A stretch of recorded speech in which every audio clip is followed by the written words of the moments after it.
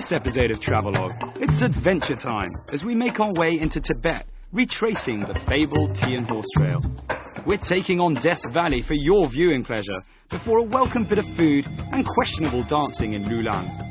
Onwards and upwards as we head to Xuba Castle before reaching the highest point on our trip, an astounding 5,013 meters at the Mila mountain entrance.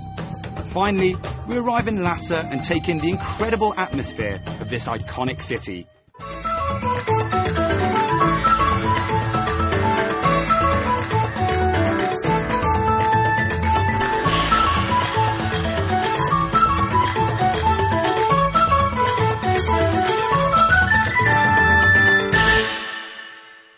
Witnessing the hardships of the pilgrims to Tibet, escaping through Death Valley, and listening to hymns in the most remote church in China.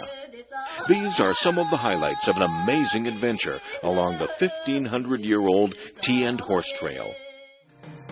Travelogue takes you on a legendary and perilous journey, joining a modern-day caravan as it winds its way among the rugged mountains from Yunnan to Tibet. It's a journey through a land of almost untouched culture and natural beauty. Retracing this fabled cultural and economic lifeline in China's history, join Travelogue on a 3-part series, Adventure on the Tea and Horse Trail. In the second part of our Tea and Horse Trail adventure, starting from Lijiang in Yunnan, we finally made it into Tibet. We watched in wonderment at the extent of human resilience during a pilgrimage, surveyed a salt kingdom at the center of many wars throughout history, and took a hike around the Lake Geneva of the Orient. It's been a thrilling adventure, and one that's not about to end just yet.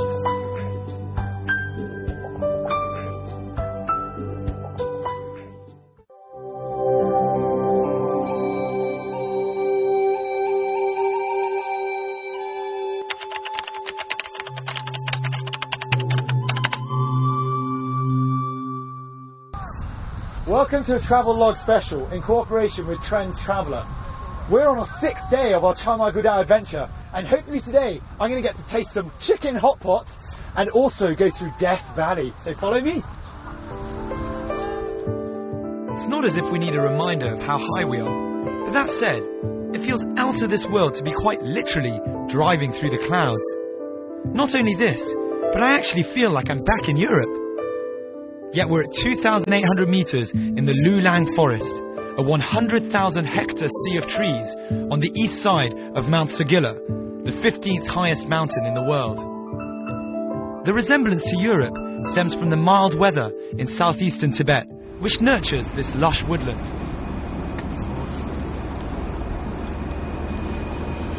I ate something bad last night, and I've been sick all morning.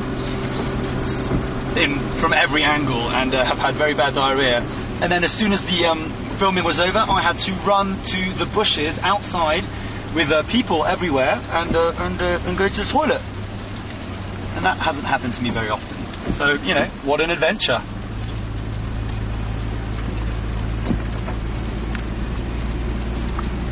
We arrive at the Tongmai Bridge, built in December 2000. It lies at the entrance to the Tongmai Valley, which is ominously known as Death Valley. This part of Tibet has a dark history due to the natural instability of the terrain. In June 2000, the largest landslide in China in the past 100 years swept through here. The moraine, when it poured into Yigong Lake, produced massive flooding that closed the Sichuan-Tibet highway and destroyed a dozen bridges, including the one that was here.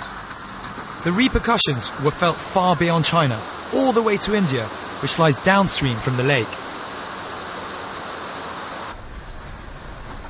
Well, we managed to cross the Bridge of Death, and we're now driving along at a relatively slow pace because the road is intensely narrow. I mean, you really can only just fit the one car on this road, so I hope nobody else is coming the other way. There's about a 200-foot drop on our left-hand side, and I just hope it doesn't rain, because if it rains, it's going to be easy to slide off. But this is it's adventurous. It's an adventure. It's an adventure. It's also gets the blood running, you know. This is probably the only time on the whole journey that I wish I was the Magwoto walking rather than being inside this toy rattle. People talk about being thrown around like a rag doll, and that's exactly how I feel on the road through Death Valley.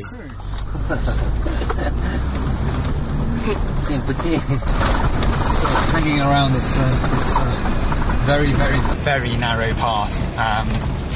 I really, really hope that the camera's doing justice to it, because you know, we've got a 200-foot drop directly to our left, and if Lu Rong takes a wrong turn, then we're screwed. With every excruciating metre, it feels as though we're about to come off the edge. We spend every minute fearful of a wrong turn. There's something very exciting about the impending danger and the idea that, you know, one slide on a bit of mud and we're hanging off the edge. Now, I don't want to tempt fate, but... See, look at that. We've got rocks and landslides just here again. There's a maximum 5 kilometers per hour sign. So let's make sure Lu Rong doesn't go over 5 kilometers an hour.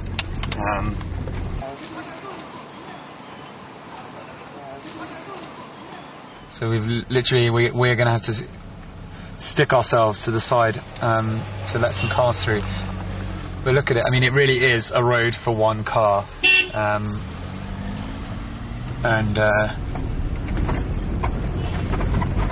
don't know what the car etiquette is on this one. But look at that. There we go. There's the drop. There you are. Sunny. And now we need the Trends Traveller leading car to get us out of yet another perilous situation. A 5-car convoy going one way, a 21-car convoy going the other, and a large truck in the middle.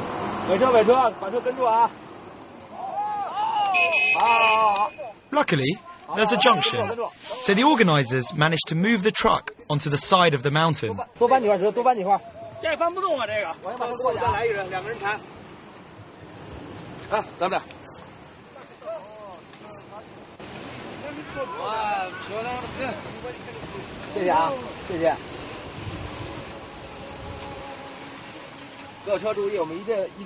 Eventually, we all pass, without any of the cars sliding into the precipice.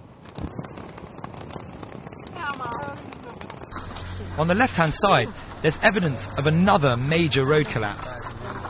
14 kilometres and 3 nail-biting hours later, we emerge physically unscathed. But hopefully, there's a reward awaiting us ahead.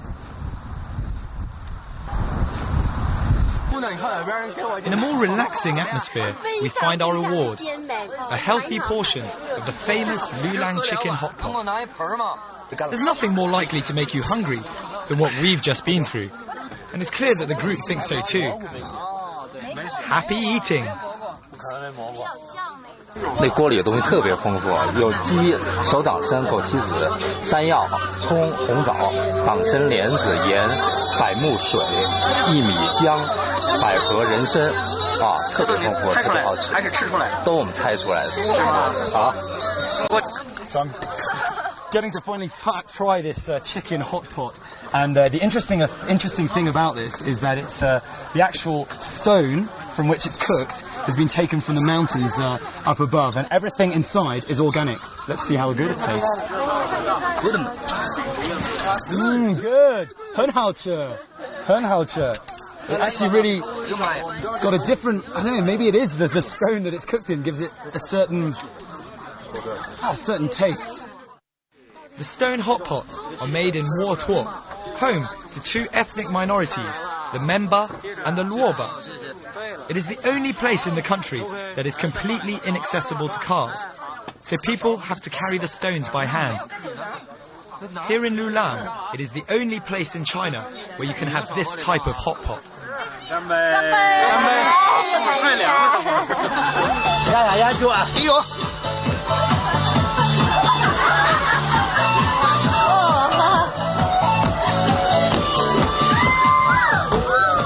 Our drivers have hit the dance floor, and all I can say is that Tibetans really can dance. There are many styles of Tibetan dancing according to different regions. a nun is ever easy to imitate. But that doesn't stop our group from giving it a go.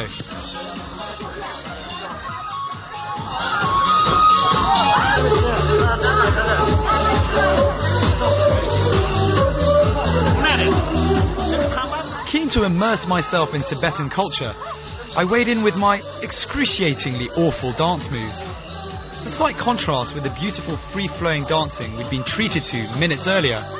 That said, the ladies are extremely polite and actually attempt to replicate some of my moves.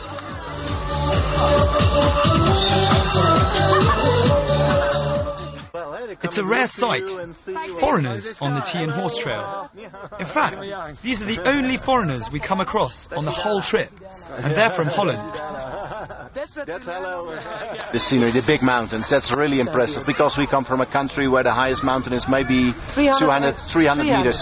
We know. So here you got them like 7,000 plus, and that's magnificent. It's really amazing. Yeah. It's also the country life. You drive through and you see it's a big pass you have to take. You go all the way up, you go all the way down, and then it's different. Yeah. People are different. The language is, well, not the language, but the dialect is a little bit different. The houses are a little bit different, and that's the way you travel all the way to Lhasa, and everything is changing. Yeah. Every time it's changing. With the road conditions improving, it takes only around 4 hours to get to Linje. I finally arrived in Linje, and I'm lucky enough to be beside one of the most beautiful rivers I think I've ever seen. That is the Yalong Zambu River, which is the birthplace of Tibetan culture.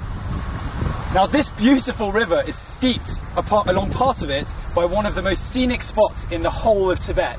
That is the Yalong Zambu Gorge. But first, take a look at how clear that water is. I actually feel like jumping in for a quick swim. Have a look. The Yalong Zambu Valley is 72 kilometers long and often referred to as the cradle of Tibetan civilization. That's mainly because of its abundance of cultural and natural relics, such as ancient temples, monasteries, castles, caves and peaks. The river snaking its way through here is the Yalong Sambo, which gave its name to the valley, as well as the ancient line of Tibetan kings.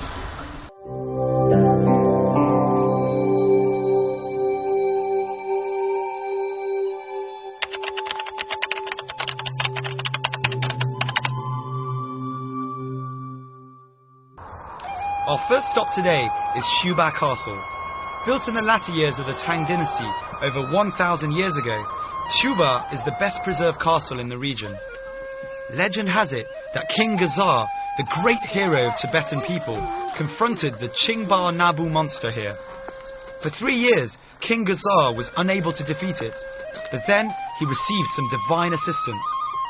The gods informed him that the monster was weakest at dawn. Armed with this knowledge and with his sword, King Gazar was finally able to vanquish the monster of Shuba Castle.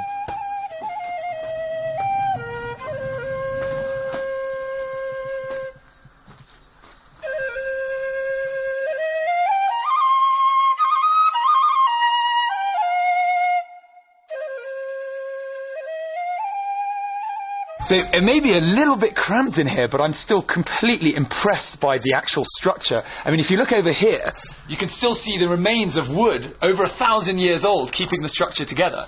And then if you come and look over there, you can see some holes from which you can look outside. Extremely impressive. I'm intrigued to discover what the differences are between a Tibetan castle and the castles I've visited in Europe.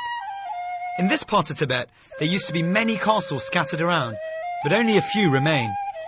It's a feature of Tibetan castles that in their design they take into consideration the natural conditions locally. So they're all different, depending on where they are. There are 3 main types, built of either stone, mud or wood. Shuba Castle is a stone and wood structure. Well, our luck was bound to run out sooner or later. We've taken a wrong turn from Shuba Castle and find ourselves 150 kilometers adrift of our next destination. In the end, our detour is 300 kilometers long, but at least we make it to a sacred Tibetan lake, a place you can't and won't want to miss.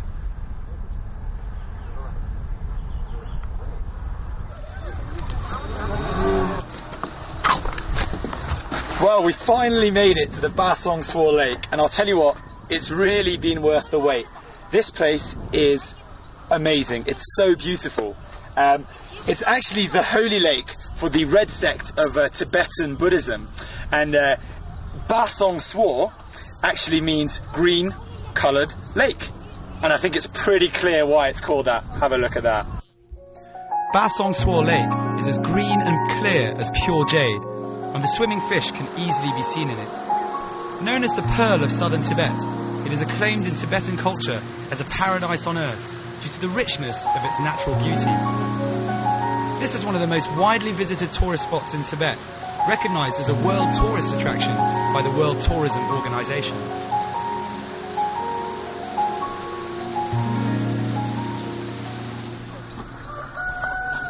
There's more to the lake's appeal, however, than just aesthetics.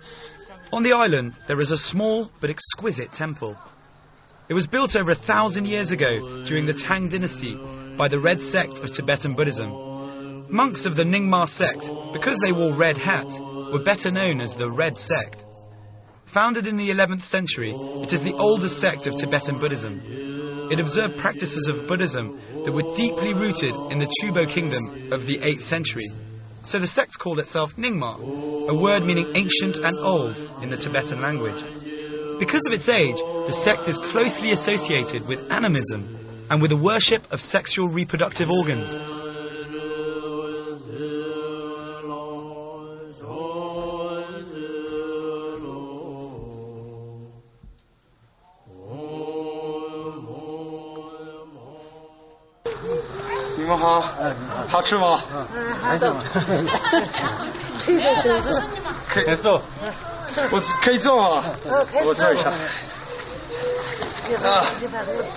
I haven't actually had any lunch yet, so it's very kind of them. I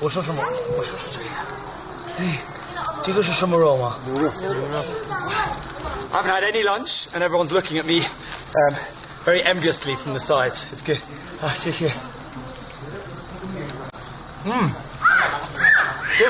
Good beef and bread, solid mountain food by the lake. So I've just had a little chat with the very welcoming people here, and they've explained to me all of the dishes. So what I just ate was some good beef, solid beef, very good, and also I tried some of the organic pig from this area, which was very nice. What you can see there, which looks like beef jerky, is actually yak's meat, which I've tried once. Very nice, very nice. We've got spicy chicken here, some more beef, some vegetables. This is great. This is spicy chili sauce if you really want to... It's a bit hot today, but if you really want to spice up your day, here's some of that. And then a good bit of tea to wash it all down. Cheers. So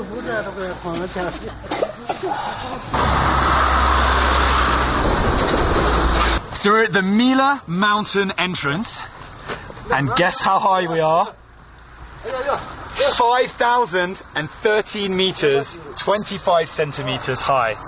That is extremely high. In fact, that's the highest we've been this entire trip. I'm not actually feeling any altitude sickness, which is strange, and I've been told not to get too excited, even though this is the highest I've ever been in my whole life, ever.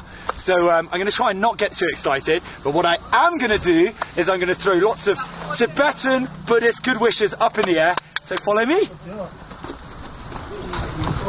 Now, my Tibetan good wishes. Yay! Yay! Yay! Yay! Yay!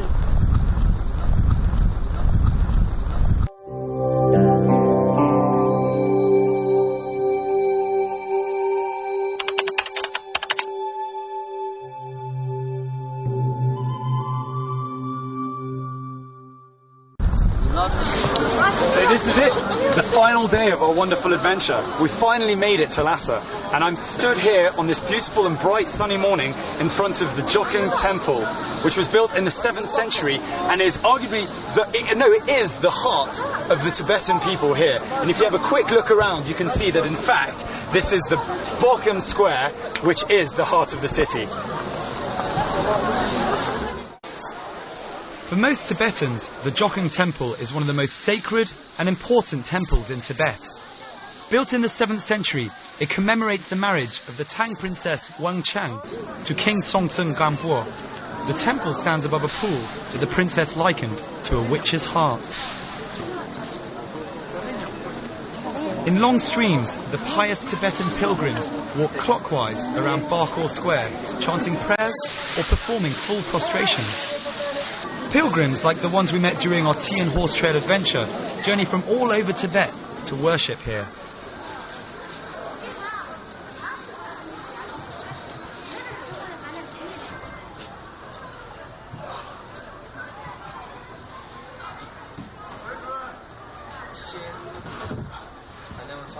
It's easy to be swept up in the wondrous swell of humanity filling Barkor Street, which surrounds the Joking Temple. It's a lively and bustling place, roughly 600 metres long. The whole of Lhasa has a distinct religious feel about it, but Barkor Street is both a religious and trade centre. You can pick up all sorts of goods here, from food and traditional Tibetan merchandise to all sorts of religious artefacts. I'm also very surprised to find such an international vibe in Lhasa. There certainly seem to be as many foreigners here as I've ever seen in any Chinese city. An uncommon sight for some, a normal thing in Lhasa. Tourists and pilgrims, tradition and modernity, both seamlessly mixing in this part of the world. Lhasa was our final destination, and it's also the final destination on the Chama Gudao for our tea. So after 8 days of adventure, I think it's quite apt to perhaps barter for some tea and see if I can take some home back to Beijing. So have a look. This is actually Yunnan tea, Yunnan Xiaguan something cha. Well, obviously my Chinese isn't good enough, but if you have a quick look, they actually have the characters emblazoned across the block of tea. So Xiaguan is what it says here. Signifies it's been it's tea produced in Yunnan. So it's followed our entire journey of the Chama Gudao. Pretty interesting. 这是多少钱？一斤多少钱？一个10块。So I've just purchased myself some Yunnan tea, and I think it's pretty significant that they were trying to sell me the Sichuan tea, but I actually wanted tea that's followed the exact same route that we have over the last 8 days. So I'll happily drink this and have some great memories. 10块吗？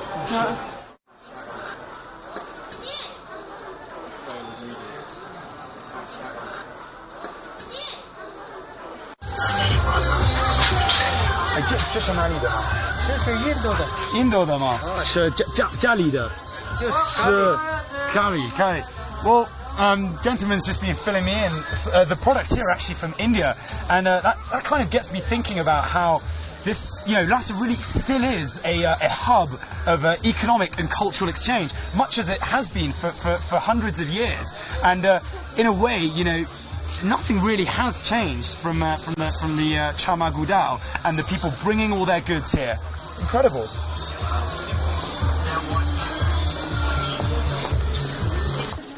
The cultural mix of traditional Tibetan culture and Western influences is clear to see.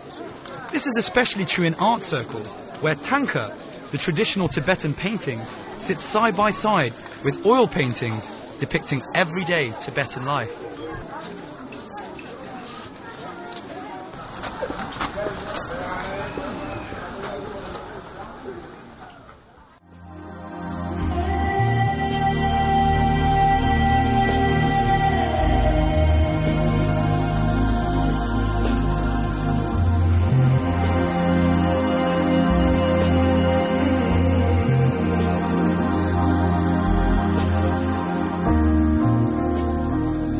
The Patala Palace gives the impression not of having been built by man, but of having grown there, so perfectly does it fit in with its surroundings.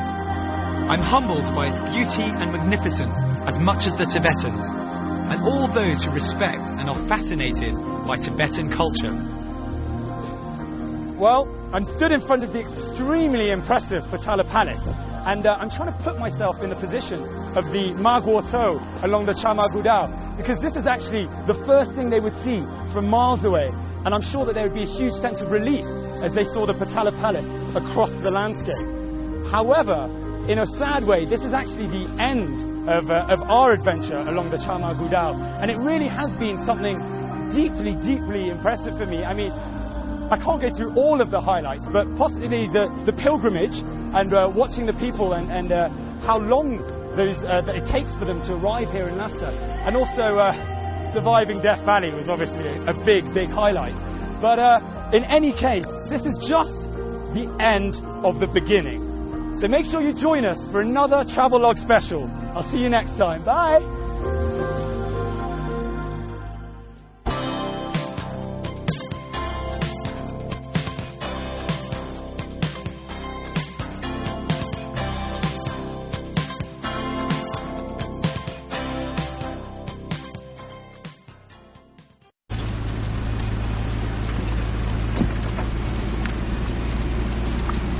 We arrive at the Tong Mai Bridge, built in December 2000.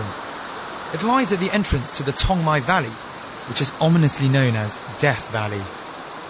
This part of Tibet has a dark history due to the natural instability of the terrain. In June 2000, the largest landslide in China in the past 100 years swept through here. The moraine, when it poured into Yigong Lake, produced massive flooding that closed the Sichuan-Tibet highway and destroyed a dozen bridges, including the one that was here. The repercussions were felt far beyond China, all the way to India, which lies downstream from the lake. Well, we managed to cross the Bridge of Death, and we're now driving along. That said, it feels out of this world to be quite literally driving through the clouds. Not only this, but I actually feel like I'm back in Europe. Yet we're at 2,800 meters in the Lulang forest, a 100,000 hectare sea of trees on the east side of Mount Sagilla, the 15th highest mountain in the world. The resemblance to Europe stems from the mild weather in southeastern Tibet, which nurtures this lush woodland. I ate something bad last night, and I've been sick all morning from every angle, and have had very bad diarrhea. And then as soon as the filming was over, I had to run to the bushes outside with people everywhere and go to the toilet. And that hasn't happened to me very often. So, you know, what an adventure.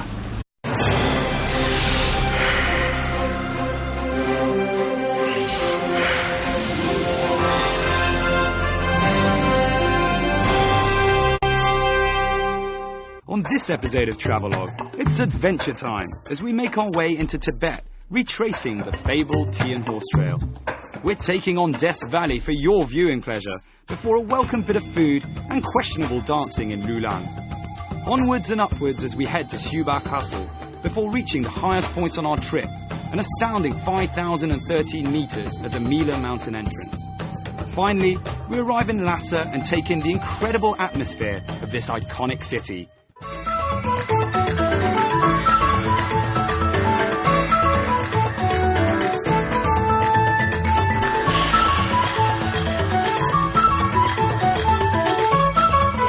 Into Tibet. We watched in wonderment at the extent of human resilience during a pilgrimage, surveyed a salt kingdom at the center of many wars throughout history, and took a hike around the Lake Geneva of the Orient. It's been a thrilling adventure, and one that's not about to end just yet.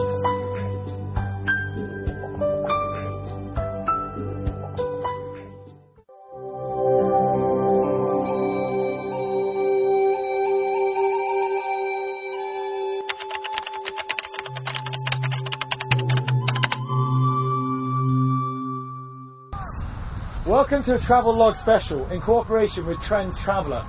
We're on our 6th day of our Chamai Gudao adventure, and hopefully today I'm going to get to taste some chicken hot pot and also go through Death Valley. So follow me. It's not as if we need a reminder of how high we are.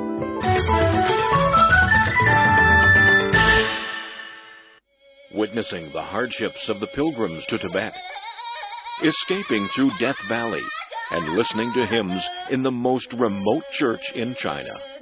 These are some of the highlights of an amazing adventure along the 1,500-year-old Tian Horse Trail. Travelogue takes you on a legendary and perilous journey, joining a modern-day caravan as it winds its way among the rugged mountains from Yunnan to Tibet. It's a journey through a land of almost untouched culture and natural beauty. Retracing this fabled cultural and economic lifeline in China's history, join Travelogue on a 3-part series, Adventure on the Tea and Horse Trail. In the second part of our Tea and Horse Trail adventure, starting from Lijiang in Yunnan, we finally made